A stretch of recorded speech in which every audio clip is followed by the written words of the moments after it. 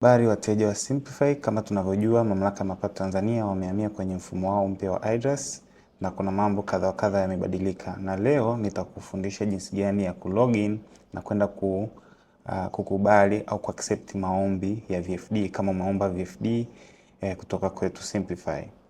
Kama tunavyoona hapa ndio ukurasa wa mfumo wetu mpya.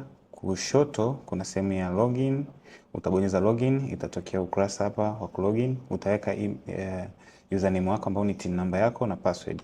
Kama hauna password utaenda sehemu ya ku reset, utaweka TIN namba na namba uliyoisajili, ulioweka kipindi unasajili TIN, then uta login.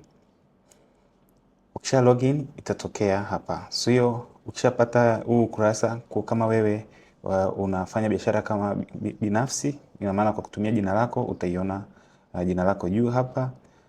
Kama una kampuni, ina maana utakuja sehemu ya change session na utaweza kuchange session kupeleka kwenye kampuni.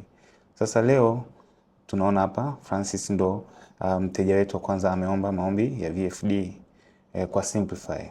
Menu yetu ipo juu hapa kwenye poto, utabonyeza poto, then utashuka moja kwa moja kwenye ETI, e-tax invoice. Ukishabonyeza unakuja kushoto hapa EFD and VFD acquisition, utabonyeza drop down, utaenda moja kwa moja kwenye VFD UIN application consent. Utaibonyeza, alafu utakuja kushoto, utakuta batani ya search, uta search.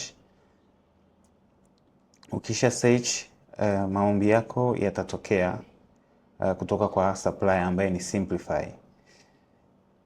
Ukibonyeza itatokea jina la supplier ambayo ni jina la Simplitech Limited, jina la kampuni yetu.